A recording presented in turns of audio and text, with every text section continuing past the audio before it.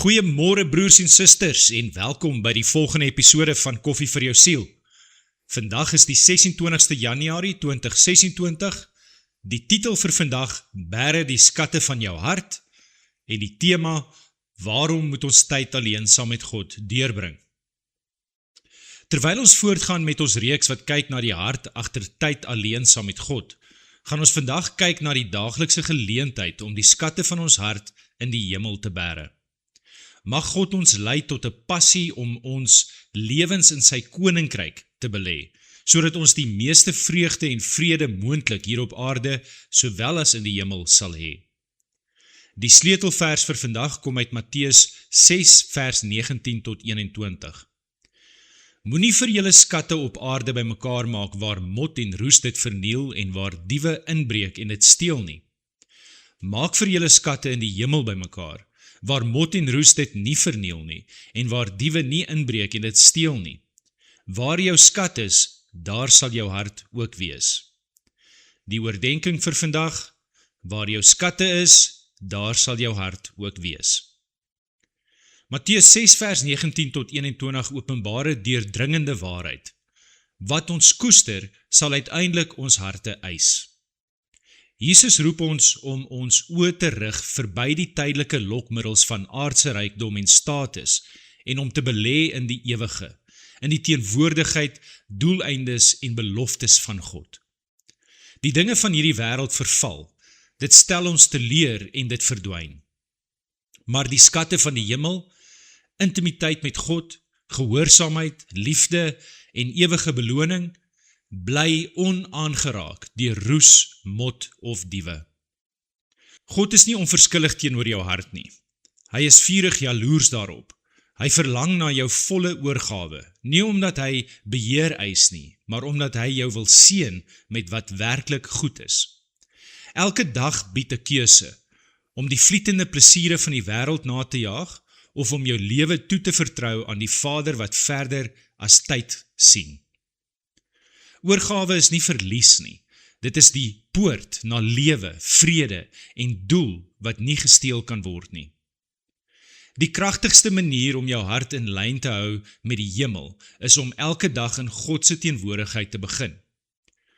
Oggendgemeenskap met hom word die spieël waar jy jou gedagtes, begeertes en rigting beoordeel.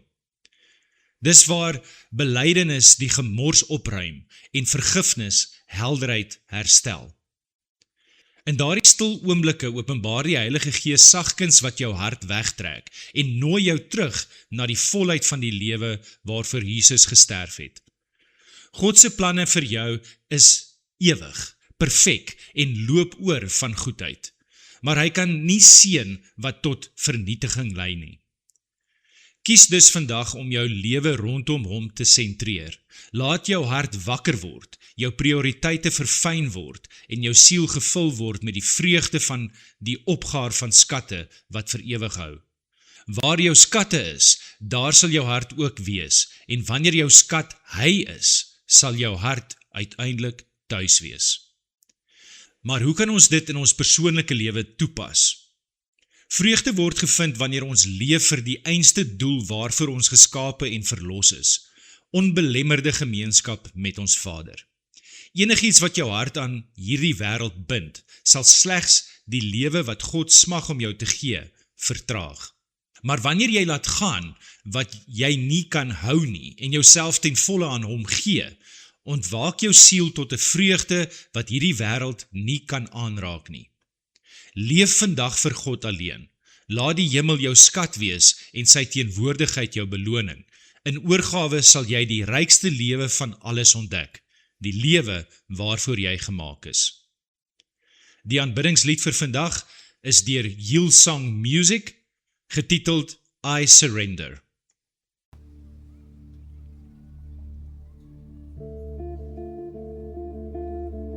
God, we look to you tonight. Above the singing, God, above the music, above the songs, let your name be lifted high, Jesus. Let your name be honored, God. And we commit all that we are to you, God, and everything that we do. And we reach towards you, Jesus. Amen.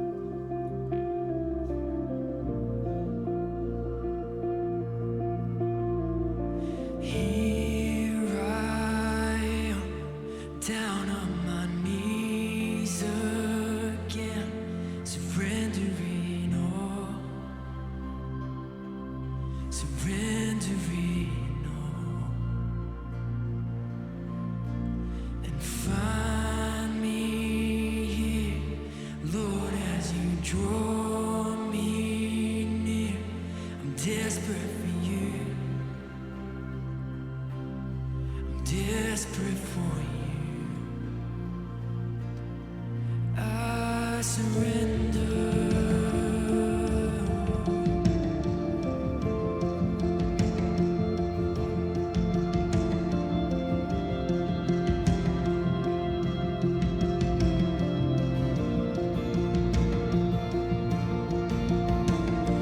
Drench my soul as mercy and grace unfold.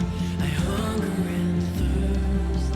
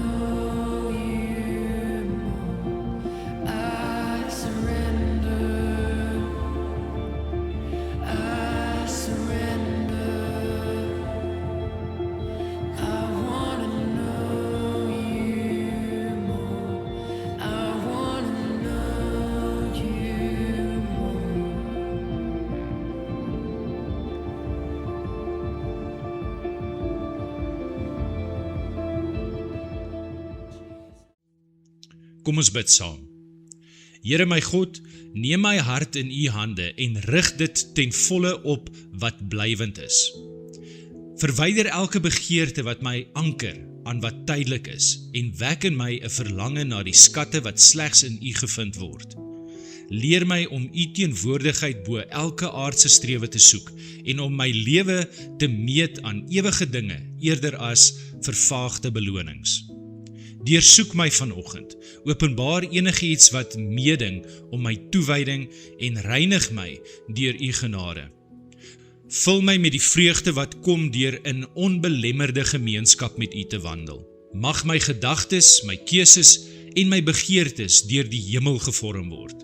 Ek gee alles wat ek is aan U oor, my skat, my hart en my toekoms. Lei my na die volheid van die lewe wat U vir my ontwerp het en laat my dae eer aan U naam bring. In Jesus se naam. Amen. Ons kan ook verder in die skrif lees om ons meer te bemoedig in vandag se oordeenking. Die eerste vers kom uit Kolossense 3 vers 1 tot 2. Aangesien julle saam met Christus uit die dood opgewek is, moet julle strewe na die dinge daarbo waar Christus is, waar hy aan die regterhand van God sit. Rig julle gedagtes op die dinge wat daarbo is, nie op die dinge wat op die aarde is nie. Hierdie is 'n beroep om julle begeertes en prioriteite na die ewigheid te verhef. Die volgende vers kom uit Spreuke 4 vers 23. Wees veral versigtig met wat in jou hart omgaan, want dit bepaal jou hele lewe. Hierdie vers is 'n herinnering dat wat ook al jou hart aangryp, die hele rigting van jou lewe vorm. En dan die laaste vers kom uit 1 Timoteus 6 vers 17 tot 19. Die wat in hierdie wêreld ryk is, moet jy waarsku om nie hooghartig te wees nie. Hulle moet nie hulle hoop op die onsekerheid van rykdom vestig nie, maar op God wat alles ryklik aan ons gee om te geniet. Spoor hulle aan om goed te doen, om ryk te wees in goeie dade, vrygewig en mededeelsaam. So vergader hulle vir hulle 'n skat as 'n goeie belegging vir die toekoms, sodat hulle die ware lewe sal verkry. Hierdie verse is 'n kragtige kontras tussen tydelike rykdom en die ewige beloning wat gevind word in om goed te doen, vrygewig te wees en jouself te anker in die hoop van God alleen. Mag jy 'n vreugdevolle dag hê, mag die Here jou seën. Ons gesels weer, tot volgende keer. Shalom, shalom.